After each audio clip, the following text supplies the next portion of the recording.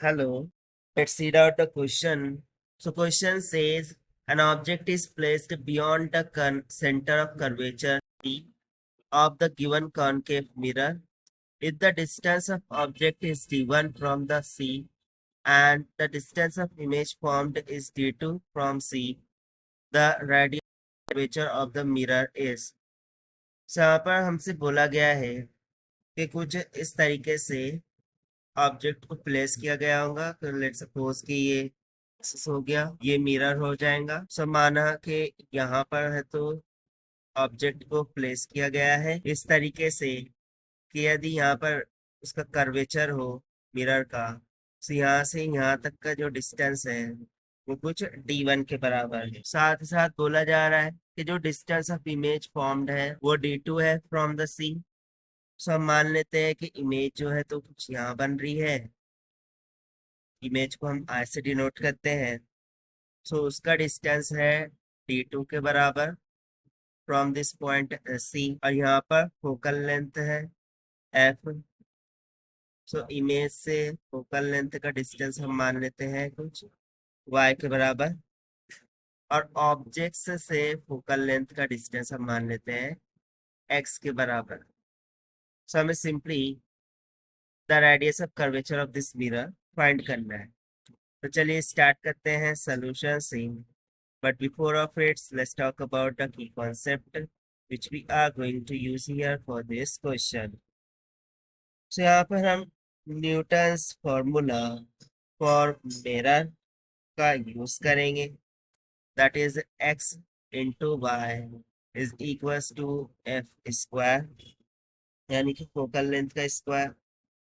सो इसी फॉर्मूले का हम यहाँ पर यूज करना है। तो सबसे पहले तो यदि मैं डायग्राम में देख तो जो ऑब्जेक्ट है वो beyond the centre of curvature of the mirror lie करता है, और image will definitely lie between the radius curvature C and the focal length F.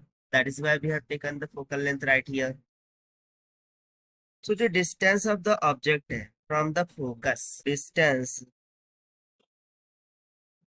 of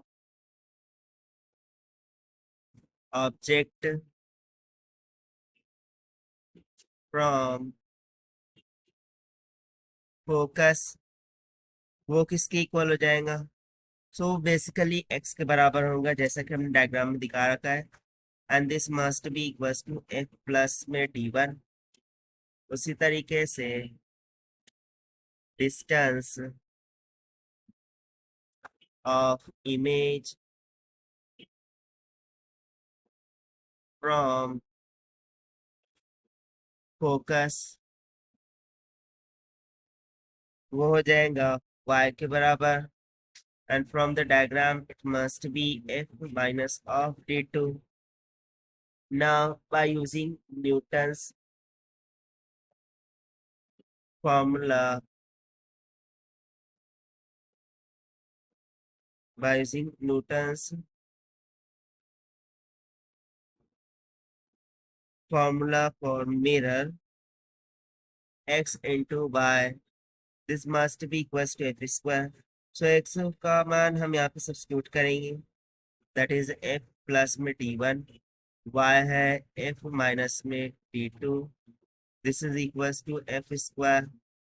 ना हम इन दोनों को मल्टीप्लाई कर देंगे, so F into F, F का square plus minus minus F times of d2 plus F times of d1 minus of d1 d2, this will be equals to F square. से यहाँ से यदि मैं एफ स्क्वायर को देख तो दोनों जानिब से एफ स्क्वायर कैंसिल आउट हो जाएगा।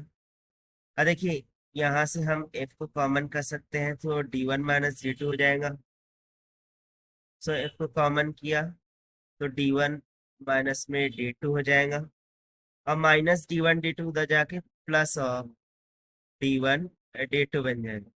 सो यहाँ से मुझे फोकल लेंथ ये कितनी मिल जाएंगी, d1 d2 divided by d1 minus में d2 की। But as per the question हमसे रेडियस ऑफ कर्वेचर पूछा गया है। सो रेडियस ऑफ कर्वेचर का फॉर्मूला क्या हो जाता है, 2 टाइम्स ऑफ एफ।